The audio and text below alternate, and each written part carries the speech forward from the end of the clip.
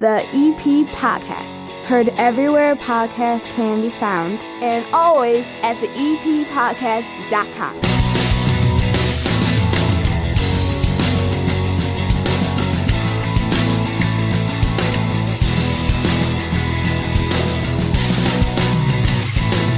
What is with this weather? 70s in February, even though it's going to drop like 50 degrees overnight on Tuesday going into Wednesday, but then it's going to come back up from 20 degrees overnight and get warm throughout the week again.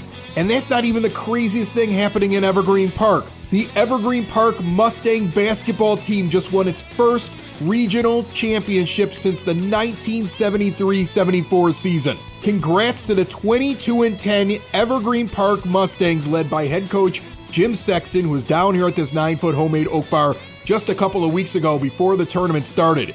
And they're going to face Thornton at Thornton, 150th and Broadway in Harvey, Tuesday night, 7 p.m. If they can knock off the number one seed in the section, there's a possibility they will face off against Brother Rice, which resides right up the street on the edge of the EP. That would happen on Friday night, but they got to get past Thornton. Good luck to the Mustangs and congrats on what they've accomplished so far. This episode of the EP Podcast brought to you by the First National Bank of Evergreen Park. They love this area as much as you do, and their total access checking account is there for you. Wherever you go, whatever ATM you use, whatever the fee is on that ATM, don't worry about it. They're going to put the money back in. That way, the ATM is free. Free ATMs nationwide, plus a $300 bonus with qualifying activities when you open up that checking account. Pair that up with the mobile banking tools and award-winning customer service, and switching to a true community bank has never been easier. Stop in and see them today in that big iconic building right there on the corner of 95th and Pulaski, the First National Bank of Evergreen Park, member FDIC. Sitting down here at the 9-foot homemade oak bar, we have a new guest that I think everybody kind of wants to meet if they haven't met her already around Evergreen Park. We have a brand new village clerk, and Kelly Duffy is joining us. How are you? I'm good. Thanks for having me, Chris. Oh, thanks for coming over. I heard that you're like not even the first person in your family that's been down here, which I thought was a riot. And I was like, really? And you just started rattling off names. Yes. My son's been down here with the Magicals at the high school a few years back, and my husband's on here for the high school scholarship board, I think last season. That makes sense. I think I remember that too. Yeah. So I guess my daughter and I, maybe I should FaceTime her in so we're not left out. But we'll get the whole Duffy family in here at some point. That's right. Are you related to the Duffys of Evergreen, like that the park is named after? Nope, not at all. Yeah, because you're going to run into it because people, I mean, like, look, I always make this joke. Like, I'll be around Norm Anderson because I play in the same softball league as him, or I've said it to Mark Marzullo because we go to the same church. And I'll sit there and I say, there's like the 5 families of Evergreen Park. That's one of those names. So I think when people see we have a new village clerk with the last name of Duffy, they immediately go, must be that group. Right. No, we are transplants here. So we've been here almost 20 years, but no relation to the, community center Duffys, or we even have a police officer, retired Duffy. No relation. Okay. Completely different group that's over there. Okay. Yeah, we're from the Duffys from like Pennsylvania. Pennsylvania Duffys. We got Pennsylvania Duffys. So yeah, so I do have in-laws that live in the village now, but none of the famous Duffys, I guess. Okay. All right. EP famous. So what were you doing before this? Because and correct me if I'm wrong, the way this works, because I kind of know this from when we had a village board of trustee member move on. When Mayor Burke became mayor, her seat opened up. And so they appoint somebody into the spot. So I'm assuming Kathy Aparo leaves after all these years. It's like, okay, we need a village clerk. And they bring somebody in and they appoint them because they feel you have the experience that's needed for it. So what were you doing before this? So previous to this, even earlier this afternoon, I was a payroll administrator for the village. Okay. So I was doing payroll, but I've worked for the village for just over 5 years, I think 5.5 years. So previous to this, I was payroll administrator. Prior to that, I worked in admin as a front counter clerk, so processing, birth certificates, things like that. Up at the front dealing with the people. And before that, I was at the Office of Citizen Services working with the senior citizens, as well as the food pantry, farmers market, all those good things for those community events. Because as my husband says, I like to be with the people. I think that's something you need. When we had Mark Marzullo in here, I want to say a month ago, and Kathy had just retired. And I asked him his thoughts about her.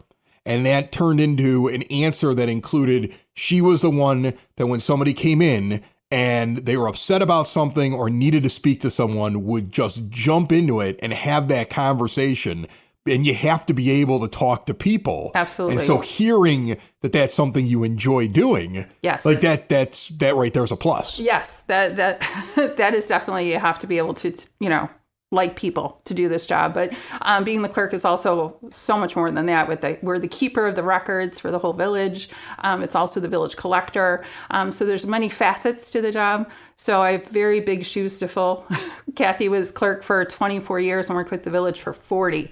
So I don't plan on being here for 40 years because I would be very old at that time. But I'm excited to be here for as long as I'm wanted here. So. That's awesome. Very cool. And then the next election, they'll put you on the ballot. That's how that normally works, right? So they had a vacancy. I was appointed, and then I will be, God willing, on the ballot and elected for the 4-year term. Absolutely. Yeah, awesome. So the big news, and, one, I wanted to welcome you into the new position and put you on the podcast. Your predecessor was on here before.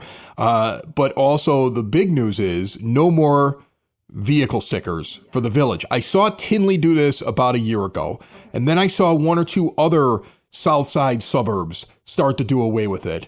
And it was one of those things that I think I had written on a piece of paper the last time I had the mayor in here and never got to the question because it's a half-hour show. Right. It was a little bit further down, and then Evergreen Park just, boom, does it. So I know you just moved into this position. Yes. But what was the process of this? Why did it happen? So I think this is something that they've been thinking about for a long time and trying to just work out how we could do that. And when they were working with the budget, and of course they look at that annually as well as throughout the year, that this time they just were able to come to the table, balance the budget with all the other streams of sales revenue that we've been able to get for the receipts from sales the last few years, as well as the expected revenue to come. So they just figured they'd rather pass on the savings to the residents, and that'll save the average resident, I think, $70 a year. So, we're a family, we got 5 cars, so I'm all for it. But, we were able to collect those revenues and make the balanced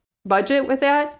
So we're giving it a whirl. So now is the deal, and if you don't know the answer, I understand, you just got in there. Just the fifth. Right, okay. So I'll have to look it up if I don't know the answer to this, but it just popped into my head here. Uh-oh. Okay, so I was a 911 dispatcher for Cook County Sheriff's Police. So I knew that the unincorporated areas needed something on their car because they were in an unincorporated area. Now, living in Evergreen, though, I would imagine if I'm in another part of Chicago or in the state or something like that, and a police officer comes up across my car and says, does not have that little vehicle sticker there, but when they look and they see I have an Evergreen Park address, I don't need to be worried, right? Correct. Because I'm not going to have anything on there anymore. And I know the county cops, we would constantly get called. I got a ticket and I live in unincorporated. We'd be like, yeah, but you still got to have a sticker that shows that you're in unincorporated. But I believe that with these village ones, it's like they're going to run the plate. They're going to see you're in Evergreen Park, and they're going to know you don't need any sticker at all, right? Exactly. That question has come up. And yes, you still have to register your vehicle with the state. So you're going to need to have a current plate sticker.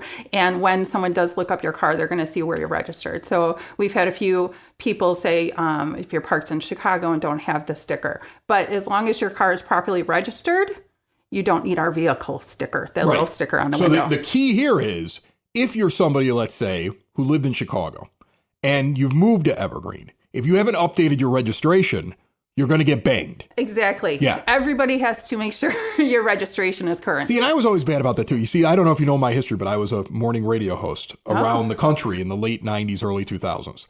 And so I would move from town to town. And sometimes I just like to keep the license plate that I had because it was cooler. Like, honest to goodness, I dug the fact that I had a West Virginia plate. I remember when I moved to the West Coast because I had a sports car and I only needed to have a plate on the back if it was West Virginia. Gotcha. And if I would have gotten the Nevada plates when I was living there, then I would have had to get one in the front and the back. Yes. So I purposely didn't re-register my car. I hated losing my Chicago address because I was from here. And I was like, I'm never updating my license. So I get pulled over or have an interaction with the police in Nevada with West Virginia plates and an Illinois license. And I was always causing trouble. If I wasn't on the radio, I would have been dinged so many times. I always got out of it because the guy had heard of me before. But you have to keep that up to date. Absolutely. And so if you keep it up to date, no problem. Absolutely, because they will run your plates and see what's up. So it always has to be current. So we are just not doing a window sticker for Evergreen Park. Is there a start date on this, or can I rip my sticker off the windshield right now? You can rip it off right now if you want. That's awesome. So we actually voted on that. I think the budget was approved at the January 16th meeting, and Mayor announced at the last board meeting as well. That's awesome. Very cool. So no tickets should be issued for our residents that do not have a sticker. So what is the biggest thing that you deal with on a daily, weekly, monthly basis as clerk? I think, if people have to think about, okay, like what is your position? What are you dealing with? Is it just an equal plethora of things that you can give a couple examples of, or is there something that's like your main thing? I know you have to go to the village board meetings. Yes. And you keep in the notes and you're basically running those meetings, but take people through it a little bit. So it's kind of having a lot of plates spinning in the air, basically, because I am the keeper of the records. So that is all the minutes, the agendas for all of the meetings throughout. So like traffic safety, those minutes come to us.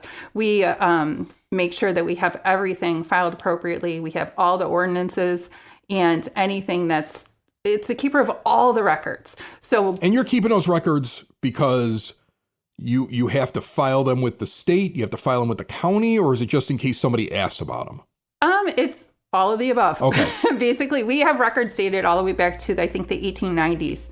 So it is a lot of record keeping. So those are all kept safe and sound for the appropriate amount of time that we need to by law.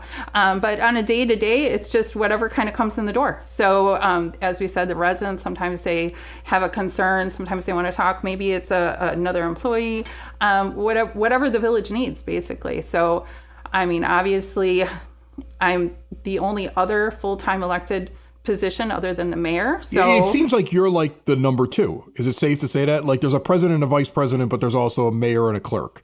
Yes. Because I'm not saying it like, in our government, yes. Right. But it feels like that's like, I see her, she's there. I stopped by that office a couple of weeks ago, I want to say. Mm-hmm. And she's in there working during the day. I mean, that's a very active hands-on mayor. Okay.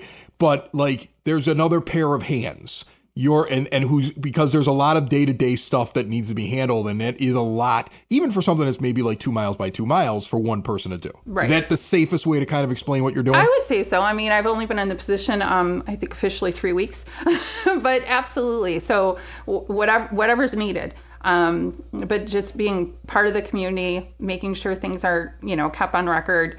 Like I said, being the village collector, so all of the other things like animal license renewals are coming up, different things like that, making sure all that gets done. You said you're a transplant here. And I got to be honest, I'm technically a transplant too. I grew up at 80th and Spalding in the city. Mm-hmm. All right. And then I've been here now for almost 20 years. So I raised all my kids here, and, Evergreen Park is just the greatest place ever. And I love it here. And that's why I have the EP podcast. But what do you like? Like, I would imagine there's places you like to go to, things you like to do, things in Evergreen that are your favorite. Tell us a little bit about it. Yes, we actually, my husband and I love it here. We've been here almost 20 years. Okay. So we raised our kids here. They went through all the schools. Both graduated from EP High School. But some of our favorite places to go to, of course, TT's is probably one of our most favorite places. That's like one of those spots that I don't think people really. Oh, I love it. I mean, they don't get it till they go, and then they go, now I've got to go there every once in a while. Back in the day, it was still our favorite, even when it was the train restaurant. I know. I had my son. The train restaurant, like that. I miss the train restaurant. Absolutely. I love TT's, and I think that it's like the food's good and everything like that. But when that location was a place where you walked in and the train brought out the hot dog for the absolutely. Kids, that was, and we have kids, it sounds like, that are similar ages. That was like the best place to take them in the middle of the day. Absolutely. Yeah. My son was obsessed with trains, so it worked out really well. But we had I think it was kindergarten birthday party. I invited the whole class to the train restaurant. And actually, I just ran into one of the girls that were at that party at Spoken Vine. And I was like, wait a minute, how are you here? I forget my son's now 21. Yeah. And she goes, we remember when you brought us to the train restaurant. So I don't know, maybe it's something about the location, but we love it there. Spoken Vine, as I mentioned, is a new cool place. We like going there. Isn't it a cool spot? Yeah. You gave me the perfect opportunity to give them their plug now because they're on every show. But I mean, Northeast corner, 95th and Kedzie. Yes. A lot of wine. Yes. I mean, like a lot of different kinds. That's what I like about it. Because I've traveled around the world. Mm-hmm. Not enough. I feel like I need to do more traveling here. Mm-hmm. And once we get these kids out of this house, I'll be doing that more. But I've been to Italy. I've been in the Tuscan region. I can find wines that I found when I was out in Italy. They do such a good job of that. I've been to Australia and Barbosa area. I mean, there's all these places where you find really good wine, and then it's kind of neat to go there and go, oh, look, I can grab some here, and I can get the little, if it's I'm a budget guy, right? So if I'm like, I want that really pricey one, I'm going to get the smaller version of it or do the sample like that. I really enjoy that. Right. I'm not known as a wine girl. So I like a little bit of wine. I'll try some. But the last time I was in, the owner was so excited about this new wine, and he was just so excited that I was like, yes, I'll try it. Reed will sell some wine over there. He was so passionate that I was like, and then I'm like, oh my, the spiel just totally got lost on me because I'm like, huh? But it was delicious. But the food is great there. I love it. It's a little local. We're from the Northeast quadrant, so bacon wrapped like dates. Try those. Those are the bomb. Yeah, Have you tried those yet? No, I'm not a bacon person. You know what? I'm not a dates person, but you put bacon on them. But the meatballs are awesome. The hummus is awesome. Yes, so we like that. So yeah, and La Cocina, we love Mexican food. So I mean, we have it all right here. So we really don't have to go far, and a lot of it we could just like walk to if we wanted to. It is very neat that there's so many different things here in the EP that you can kind of do and you can eat, and the parks are great. And, we're at the barn on this show as well. Right after we talk to you here, and everything that they're doing over there is they're fantastic, super neat and really cool. I walk up there almost every morning just to walk around there. It's a nice little quiet area. It's great. It's the thing that I don't think people really. They don't get it. Right. That it's a little over there. Hidden. A lot of times they'll call and be like, where's the dog park? We're like, it's by the barn. They're like, you have a barn? And that's the funniest thing. Like the barn, I mean, we're talking, there's multiple pens. There's like, they have an apple orchard. They have beekeeping. They have a community garden. They have I was over there recording the segment that's on this show. And there's like grandparents walking around with their kids, and the place was bustling. And I recorded at like 10 o'clock in the morning, absolutely, on a weekday, and there were like people around the thing, and it's really like one of those things that I think more people should go over and check out. Yes, we love it over there. I mean, it's so relaxing, and when I walk in the morning before work, you hear the roosters and everything else. So it's for real. We got the two Kellys running the village right now. Kelly squared. We got Kelly Square. We got Kelly Burke, your mayor, and then we have Kelly Duffy, who we just met, the village clerk. And congrats on the position. I hope you get to keep it as long as you want it. Yes, me too. Thank you very much. I appreciate that. Building relationships, supporting the community, and service. These are the things that Country Financial stands for. They're more than just an office you may pass by as you drive through Evergreen Park. They're neighbors who lend a helping hand and support the fabric of your community, including charitable organizations, sports, financial education, and civic organizations. And since Country is already your neighbor, they want to get together and chat. Call your local Country Financial representative, Mike Thauer, today at 708-425-1559 to talk about the things that are important to you and how he can help you protect them.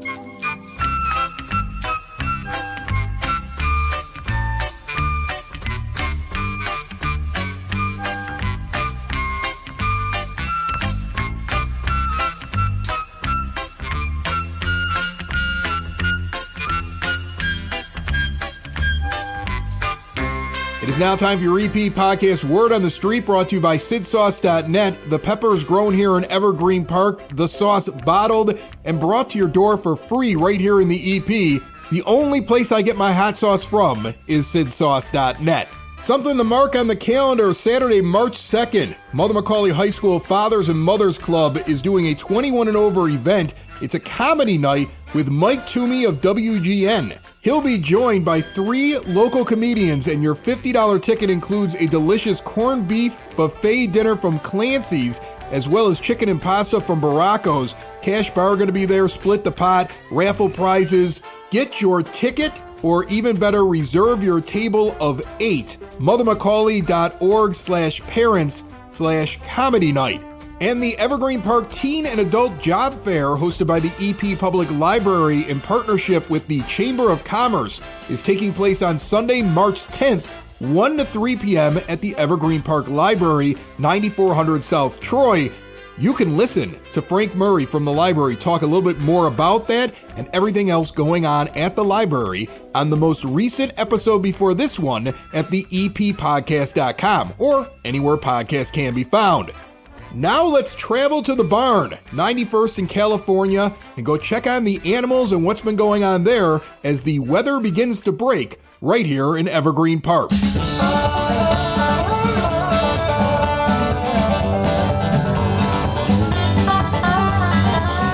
Spring has sprung way too early, and we're at the barn. I'm not complaining. It's weird. It's like I know there's snow coming in April because we're getting good weather this week at Evergreen Park. Mary Kay Nielsen is here, and I'm actually here at her place of employment, the barn here in Evergreen Park. How are you? How could you not resist being out on a beautiful day like this? Do you really want to be at the bar? I mean, I like the bar. Don't get me wrong, but no, I'd rather come here and do my show. This is everything. You know, I come here and visit all the time, and I'll be honest, like there are times where I'm like, oh, I got to lug the camera out. I got to go see somebody else to do the interview. Yeah. You're the one I enjoy the most because I'll be honest with you, like this barn is cooler than most people think that it is. Like you always give me a little tour like I haven't been here before, and I'm always like, okay, I'll go see this again, and because I love it. But you have like this visitor center that's in there that is just the neatest little, like, it looks like a classroom, really. Like, you could probably bring classes in here for field trips and things like that. But, like, if any kid comes by, like, you have little kids today, it's a Monday, and their grandparents are walking around the barn to check out all the animals. You know, it's a free experience in Evergreen Park with all kinds of things for kids to do. And that was one of the things that we just looked at right now. Tell me a little bit about that. Right. So, you know, I mean, my background is an educator, right? Yeah. Librarian as well. And so when we were able to secure the visitor center, I went right out there and I pulled my teaching supplies in. We have got like a bug center for, you know, so it's meant to be nature centers. It's meant to teach you a little bit about the barn and about the area surrounding the barn. We got a horse grooming area because don't you just want to groom a little plastic horse's mane? I saw the big horses getting groomed when I walked in. Yes, you did. Yeah. I mean, everybody wants to put their hand on a horse. So from the birds to the bees to, you know, the insects, everything. We have it all set up. We change it out. We've got puzzles. And that's what I want. I wanted to provide a place where grandparents can come, your stay-at-home moms, your little ones can come in. You can sit with them. You can do it. There's a coloring station. We had Lyons Township High School come out. And we changed up our classroom, our visitor center. We made it for, you know, the Lyons Township High School students. We did a whole apple. They did a grafting exercise and everything in the classroom. So it's meant to be a community space, is what I want it to be.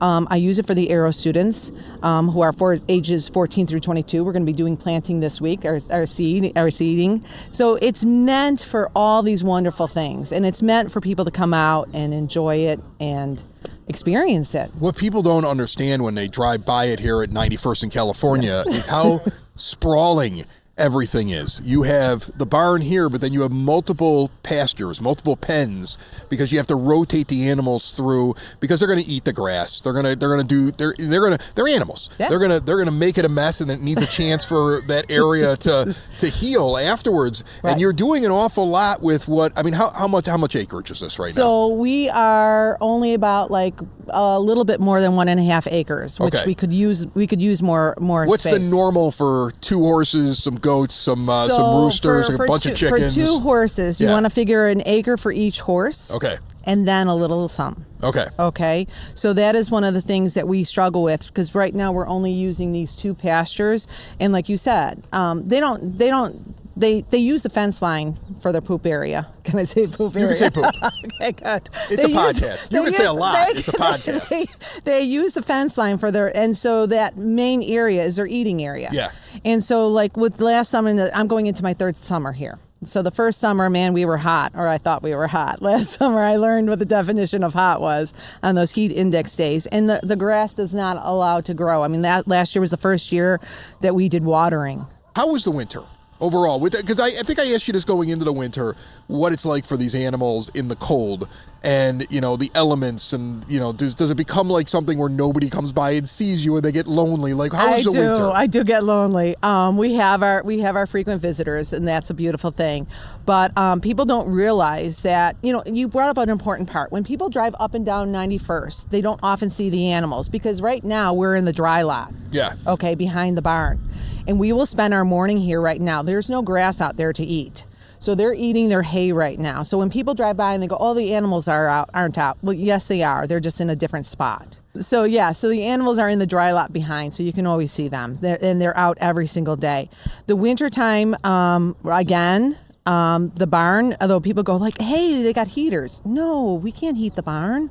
It has to be no more than 10 degrees warmer But they're than animals. outside. They live outside. Right. So I Right? can't heat the barn. Horses used to run through the Great Plains They here do. in They still America, do. and they did not put them indoors No. in a heated. No. Like the Native Americans did not bring them inside of something where they provided heat for all the animals in the plains. Like they survived the winter. They grow their coats.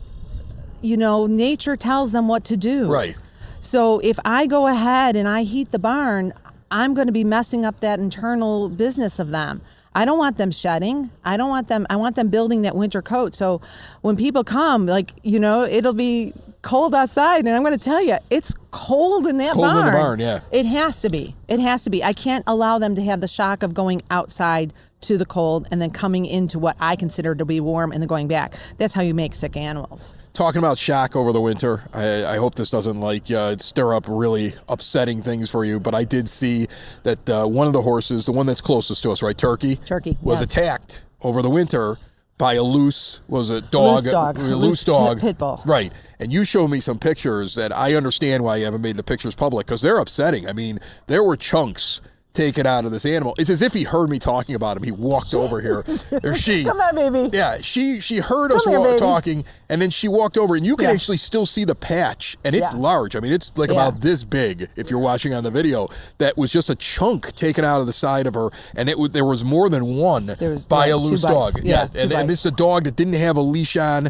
I don't know what the owner was thinking. This is a working barn. I mean, seriously, folks, I see this all the time where I live. I don't understand why you think that your dog is like the exception of the rule. Keep the dog on the leash, because you never know when a dog is going to do something a little bit different than what you expect, and that leads to this animal getting hurt. Dogs are animals, and I think what we also have to take into account is everybody else in the world. While you might be comfortable with your dog, and I own dogs and I'm comfortable with my dogs, people outside are not. Right. And this is a park where people are walking.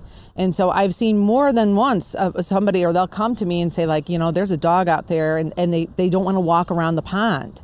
And it's crazy, too, because you have a dog park right here at James J Sexton Park.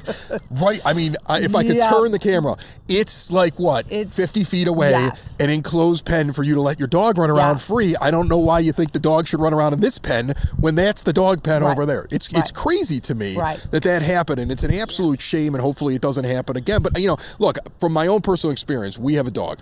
The kids think the dog's the smartest dog in the world. Like, our dog's the smartest dog. I know our dog is dumb, all right? I know he's a dumb dog. I hope your dog he's cute. This podcast. He's cute, but he's dumb. He knows he's dumb, okay?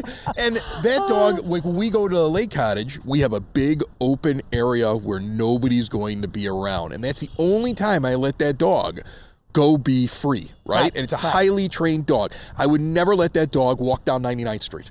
Like that dog is like small and would never hurt a fly. It's definitely not like the kind of dog you describe, which is like a big muscular dog that's known for like biting. Not that they're all bad, but I mean, but that's the thing. And like, I know better than to let mine walk around without one. I think so. Look, it's beautiful out. It's dog walking season. Put the dog on a leash. Because otherwise, think about what could happen here. And what I think people don't understand either is a dog's reaction to a horse's. Like, I don't know what preceded the attack. Right. And I don't know what happened at the end. Dog could have gone to play. Horse accidentally moves, bumps dog. Dog thinks it's under attack. Or the bites horse was running, because a lot of times they'll run through the pasture, and that just so there's no way of knowing what precipitated the attack. But it would work. It would work if you added sniper towers up here. I'm just saying. PETA would be mad at me for saying that. I'm trying to be one with nature here. Anyway, okay. All right. Anyway, but spring has sprung way too early. Again, I'm enjoying it. But I feel like fall, spring. The other shoe is going to drop. Fall, spring. When the blizzard comes in a couple of weeks, remember this week, okay? Yes. But what are you working on right now? Because 'tis the season for planting and getting everything ready and making, and you, I'm sure you're going to have people showing up here as well. Oh, I love it. What's coming up? But look, I had to write them all I down. know. Well, I'm trying to figure out what I needed to ask you to get to this so list. Excited. Okay. We are part of the Cook County Farm Bureau. Okay. Which I don't think people realize. I didn't even know it existed. There is a Cook County Farm Bureau. It's another beautiful. reason why I have property taxes. So here's the thing, though. They're running a beekeeping class. Right. March 9th and 10th. You can sign up online if I signed up for it because we have bees You have bees here. We have bees here. Last time we were here, my little guy, Nick, 8 years old, in the full outfit, you brought him out there with the bees. It's so much fun. So there is a beekeeping course for anybody who's interested in it. I will be attending on the 9th and the 10th. So come out with me and we'll go do it together. Monarchs. Did you realize that the monarch population, you probably didn't know this, the monarch population down in Spain or Mexico is like the lowest that it's ever been? Yeah, and the monarch butterflies, yeah. They migrate down there, and we're seeing huge problems with the monarchs now. So the Cook County Farm Bureau is having a Zoom meeting on March 11th and the 14th, which we will be signed up for. Okay. So one is about raising monarchs, which is what I hope to do. We've got milkweed all over here, so I want to start working in the area of conservation. Have you met the butterfly guy? Yes, I have. That lives met here him. in Evergreen Yes. Park, whose name is escaping me. Yes. I'm sorry, but I've been to I've been to his place. It spills out into the alleyway. It's like there's a billion butterfly. It's crazy. Yeah, I got another guy who rides his bike up here all the time, Tom, and him and I got into a conference, and he does it too in his garage. Yeah. So Evergreen Park, secret butterfly society. People are doing well. We're going to have to find that as well. We're changing the world. Yeah. So the first one is about raising monarchs, and the second Zoom meeting is about conservation. So and which is something I'm very interested in. And what can we do in the way of planting? Because we have a pollinator garden that we put in last year and everything. So what can we do to help out our birds, our bees, our butterflies? This is here at the barn. Are you ready for this? Yes. March 19th. Okay. I need volunteers. Don't look at me. We are doing tree pruning. Okay. I mean, we've got apple trees, right? 33 Which I do enjoy. Apple trees. Yeah. And they need to be pruned, and people don't understand how to do that. And so the University of Illinois, University of Illinois Extension, the Master Gardeners are coming out on March 19th. We need some volunteers if you want to come from 12 to 2. They're going to walk us through how to prune, and we're going to go out and do our apple trees, which I think is so exciting. I can't wait for it. By the way, the apple trees, folks, you actually get to come at the end of the summer and eat the apples. Yes, yes. Yeah. And Mary Kay doesn't charge you, which I think is crazy. I'd be charging you. Mary Kay should be running a side business here. Because seriously, there's more at the barn than most of these places that you're spending money to go to at the border of Indiana. So, what I want is that this is a place where we're all coming as this community and we're all learning. And like I said to you earlier, that proverb about, you can give a man a fish and he'll eat for a day, teach him to fish and he'll eat for a lifetime. We need to get back to those basics and teaching our children about growing and knowing what a ripe tomato feels like versus or tastes like a hothouse tomato. Yeah. All those things, we've grown up with that, but I'm afraid that maybe our little people are not. And so, doing that with our families. Bring them here. Have them learn Bring something. them here. Get them off the video games. And now, are you ready? Yeah, I'm ready. This is going to be, I started with chickens. Okay. I hatched chickens. Right. What are you hatching now? In a library. I am going to be hatching again this year. Okay. So April 16th, I am picking up 24 eggs. And we are going to candle them, and we are going to hatch them here at the barn. What are you going to do with 24 chickens? So here's the good thing. This is are you guys cooking chicken here this summer? We are. Get out the sweet baby rays. Even Turkey thought that was funny. From a hatcher to smoker, it's the barn experience in the summer of 2024. I want that as a hashtag, from hatcher to smoker. We are going to, so this is through the 4-H. Okay, so these eggs come from Illinois farmers. So we're going to take them. Not all of them will be fertilized, although I've always had good luck with my eggs. So we're going to hatch them. We're going to keep them for about a week after they hatch, because it takes 21 days, and then they go back to the farmers. So we will have them for a brief time here at the barn. But I'm trying to decide whether we're going to keep some of them for Right. our own, or there's a place called Belmont Feed and Seed where you can get just an array of chickens. So when do the kids see these chickens hatch? So- when so- should they come to check this whole thing out? Check on my Instagram and my Facebook. Okay. Because we will be getting them on the 16th. They'll either be like 3 or 4 days into the process. We'll do our candling. I'll make sure I put out, like, we'll be candling after school. I don't know if you know what candling is. No, I'm just rolling with it. Candling is where you take the egg and you can just take your flashlight on your phone and you stick it underneath there and you can see whether or not the egg is fertilized. So you see the development. You see the little baby right. chick. You Yeah. got to see the Get development. The little shadow. Yes, Yeah, you get to okay. see the veins and all of that. It's an egg ultrasound. It is an egg, so we'll be able to do that. How Okay. exciting is this? That's exciting. It is. Yeah. So, and then we'll those eggs will go, those baby chicks will probably go back to the farm. Whether or not we keep some, I don't know, or whether we buy some in the spring because I like that variety. Yeah. I forgot. I have a dozen eggs for you. That's awesome. It's the only reason I come. It's the only reason I come. I get the So fresh I eggs from the barn. And they, they're green and I know. they're I brown love that about and it. dark brown Yes. and white, and they're the variety. They're so, all different colors and they're all the same egg. Yes. So that's what I live for. Okay. I love it. I love it. It sounds, look, everything looks great. Yep. I'm excited about a spring, a summer, a fall here at the barn. Oh. All right. I mean, I avoided you in the winter because really, it's cold. Yeah, but we embrace the cold. It's part of our life. All right. Mary Kay Nielsen is here. This place is open every day, right? Every day. Every day. Close at 5. So Okay. we open at 7. From 7 to 10 is our grooming. From 10:30, the barn is open. You're more than welcome to walk through, visit our visitor center, go back and see the chickens. You can always walk around the barn. Right. The paths and everything is open, and we love to see you come out. Awesome. Thanks for having me. Thank you for coming. I appreciate it. It's the EP Podcast. All things Evergreen Park. It's the EP Podcast. Evergreen Park.